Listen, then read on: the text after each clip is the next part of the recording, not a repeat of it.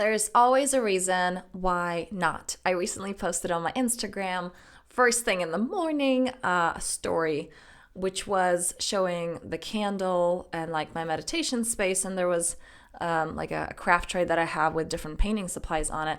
And the caption read meditation and painting first thing in the morning. And a friend of mine who has children commented, "Oh, that must be nice. You must not have the kids with you this week." And it was the weekend. It was a Saturday. And I reply, "Oh no, I absolutely do. In fact, it's not just regular weekend with kids. We just started school holidays. So full on crazy, right? It's like, what are we doing? And it's holidays. Parents know what I'm talking about." And nevertheless, there I am in the morning, not coming out of my room until I do my meditation. And this morning was special because I wanted to take a few minutes to paint something that was coming through me. And that's the beauty of it. Now, I do want to mention that my kids know that I'm not a horrible parent. That my kids know that if they need something, if it's an emergency, they know to knock to ask for help. But for the most part, I've established clear boundaries that my meditation comes first, that when I come out, that is when I'm available, and we have breakfast at this particular time. That is what to expect. But there's no rushing because your grounding is everything. And especially I do want to address for parents specifically, and then, going more generally, because some parents will go into like that friend of mine, right? It's like, "Oh, well, you must not have the kids." Like if you're indulging in this, that means you have extra time. You don't find time for that. You create time. For the things that are important in your life, you create the time. So your centeredness, you giving from the overflow, is everything. If you find the courage to give to yourself, those around you, those that you love, your community, your family, life, they actually have a chance. And until you do, nobody does. I want to read another comment. Someone else commented, "I love when those people who don't make space for themselves try to find reasons why it is possible for you but not for them." Damn, I don't have kids and I don't make space for myself to do painting. I didn't make space for myself to do painting this week. But the truth is, I was lazy. I did other things that I just didn't make it priority. But now seeing you inspires me to just do it. This is it. Because if you're not capable of helping yourself, how are you capable of helping others? And I know I have so many conversations with people on YouTube being so triggered by this, like, "I can absolutely love someone else when I don't love me." No. Because it's not true love. It doesn't come from the overflow.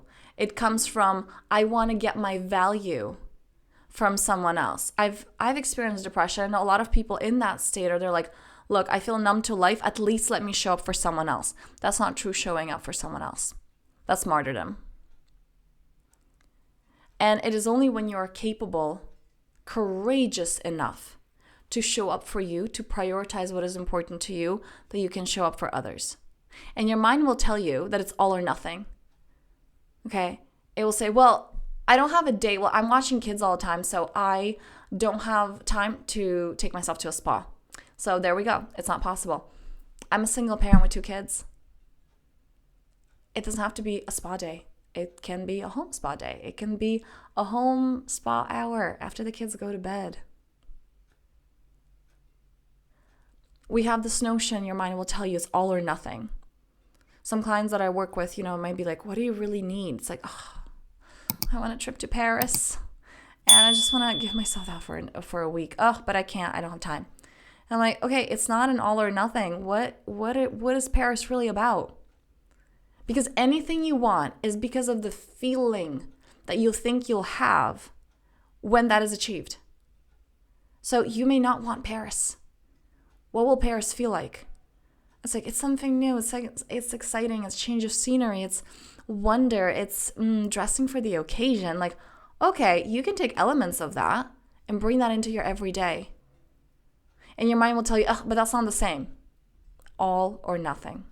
This is actually a cognitive distortion, by the way. It's from cognitive behavioral therapy, okay? It's black or white, all or nothing thinking. It's either all or nothing. I can have everything or nothing at all. Life doesn't work that way. And if you give in to that distortion, life will be really difficult.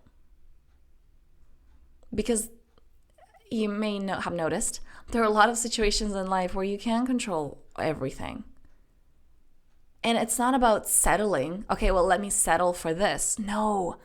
It's when you start bringing these elements, say of that Paris trip as the example, into your life. You will be surprised of that Paris trip kind of just dropping on your lap out of nowhere. Be like, whoa, how did that happen? Or you may start putting these things in, and you may hear about a friend going to Paris, and then you have two choices. You may go into, see, it's happening for everybody but not me.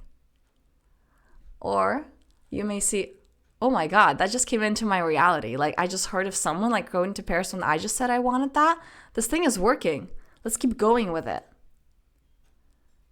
And then you have a choice of going into lack or going into, ooh, this is a sign that I'm on my way.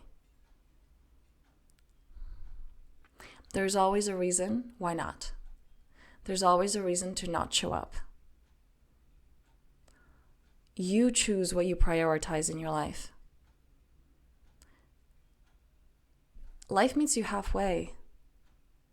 And it's not about life convincing you, this is right for you, do this. It's about you choosing. This is the beauty of that free will. You're so free, you can choose to put yourself in a cage. This feels good. I want to follow that. I want to be rooted and grounded in that. I want to prioritize that. And when you choose that, when there's a choosing, not on the mental level, on the whole body somatic, this is what I do deeper with my one-on-one clients, and this is what we do in Thrive. This is what the membership is all about. How do we communicate with our frequency? Because that's what makes a difference. So when you're rooted in that, from that place, create and see what happens. And how life starts to fill in the pieces once you decide. I've seen this in my life over and over again. I've seen this with clients. You're no exception.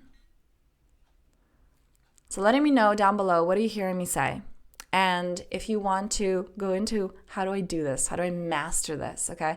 What are the options for you? Get on a free clarity call with me, because we just get to see where you're at, how I can support you. And at the very least, you get a reference to some resources, maybe some books, and just get clear, where is it that you're going, even if, my work is not right for you. So I thank you so much for being here, for watching this, for maybe being a little bit more courageous this week. What does you showing up to you look like? And hey, maybe it's booking the free clarity call, okay? So what does your self-care look like this week? How can you show up for you, your groundedness, your expansion? Please do that, and I'll see you in the next one.